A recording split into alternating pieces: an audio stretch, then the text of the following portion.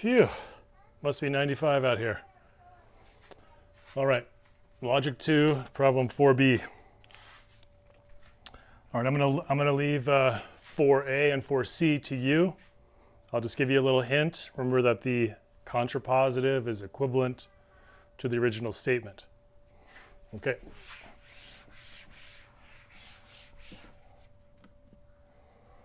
All right, so the original statement in this problem is if 0 is less than x is less than 1, then x squared is less than x. Okay, so the converse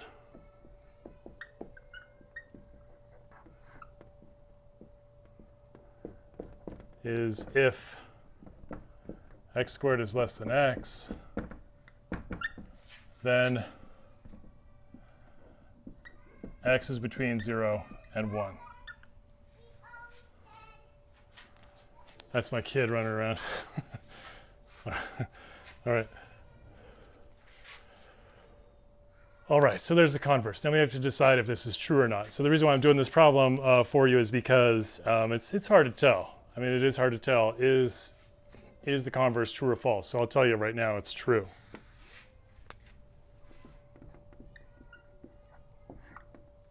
It's true. Okay. So you might, I know students make mistakes with this, and so I want to go into that. Okay, so remember, this is like your P. This is the proposition P. This is the proposition Q. Now remember the definition of P implies Q. You got P, Q, P implies Q. True, true, false, false, true, false, true, false, false, true, true, true.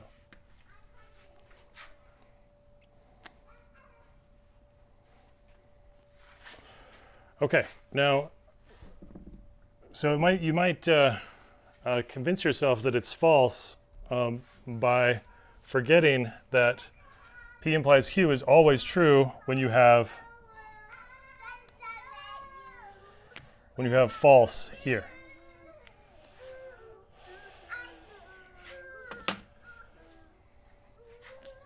I tried to tell him I was making a video, but I don't know.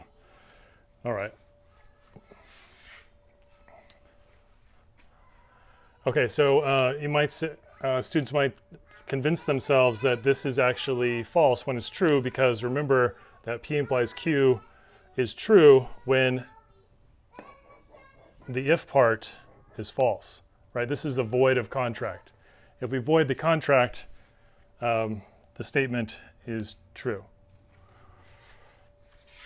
All right.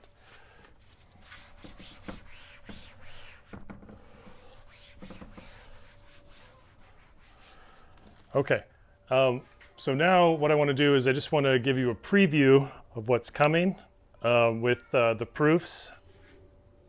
Proofs coming up in just in about a week's time. I think that's week 3 is proofs. We start proofs then, and so because this is true and you may not necessarily believe it, I'm going to now prove that it's true to you. Okay, I'm going to prove it. So I'm going to write a proof that it is actually that this is true. All right, now let's think about what we're doing here. All right, of course I shouldn't have erased this, but so let me write what I have here again.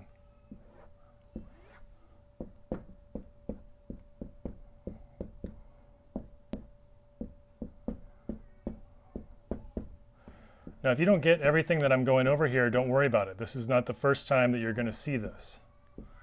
Okay, this is just a preview. And it's good for me to set the stage early so that you so you see these ideas more than once. All right, so what we're trying to do is we're trying to prove that this overall statement, P implies Q, is true. Now look, so we're trying to prove that P implies Q is true.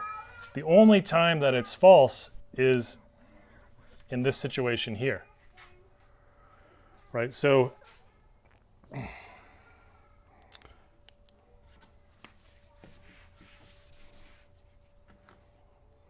all right, so now think about this, right? The first statement, the if part P, this is a proposition, right? It can be evaluated as true or false. It's never, there's never any gray area there, right? So P is either, so P, which is x squared is less than x, is either true or it's false. Now, if P is false, then it doesn't matter what Q is, P implies Q will always be true, right? You see that, right? Because of our definition here, because of our definition of P implies Q, if P is false, then P implies Q is always true. It doesn't matter what Q is.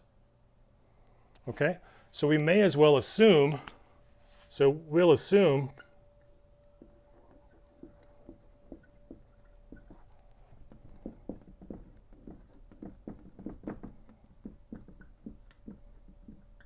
we're going to assume that x squared less than x is true, right? We might as well assume that P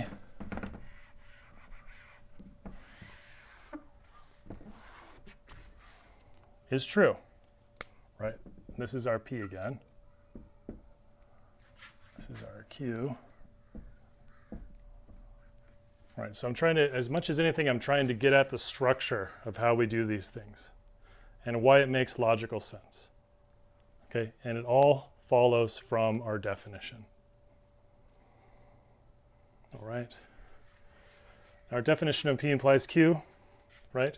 So P, x squared less than x. This is a statement or a proposition, a sentence that can be evaluated as true or false, but not both. So this is either true or it's false. If it's false, the overall statement, P implies Q, is true. And that's what we want. We want it to be true.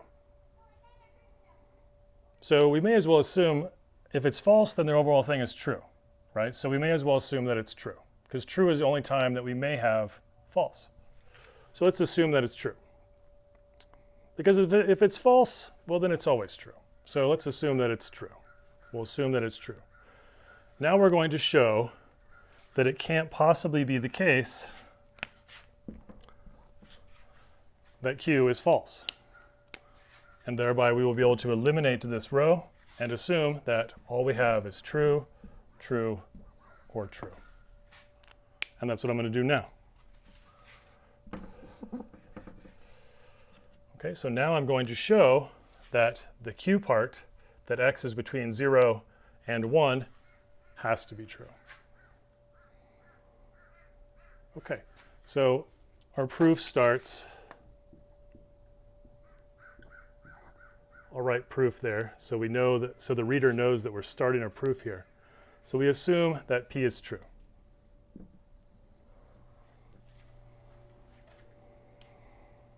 Okay, so we assume that x squared is less than x.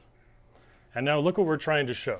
This is what we want to show. We want to show that x is between 0 and 1. Okay. Now,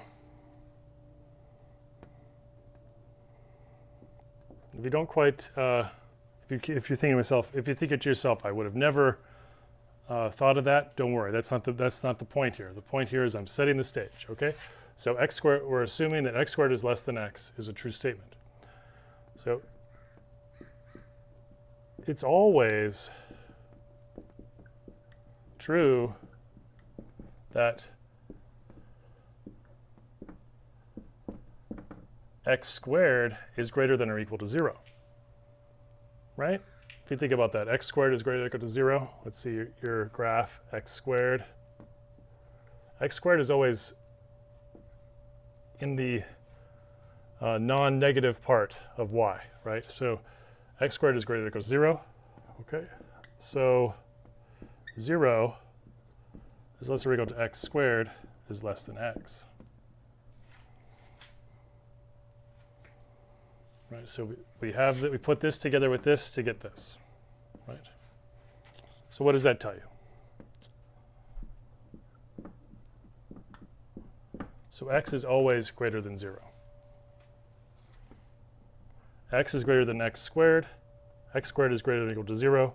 So x must be greater than 0. So x is greater than 0.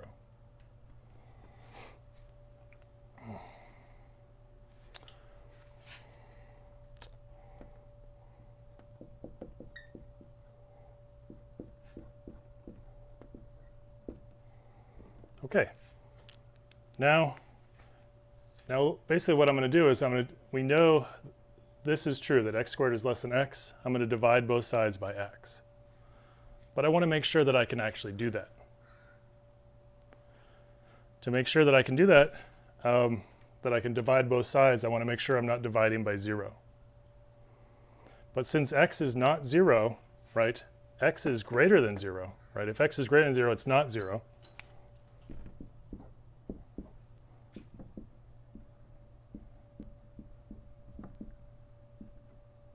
This is a defined number.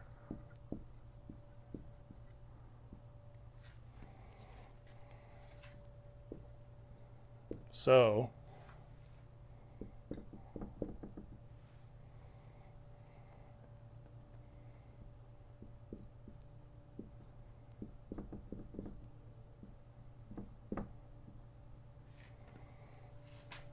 okay.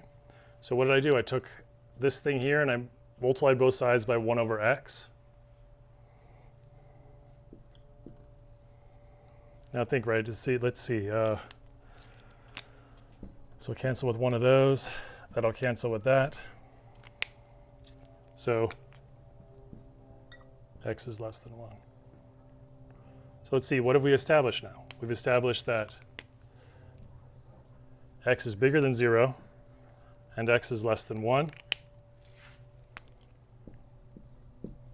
So x is between 0 and 1.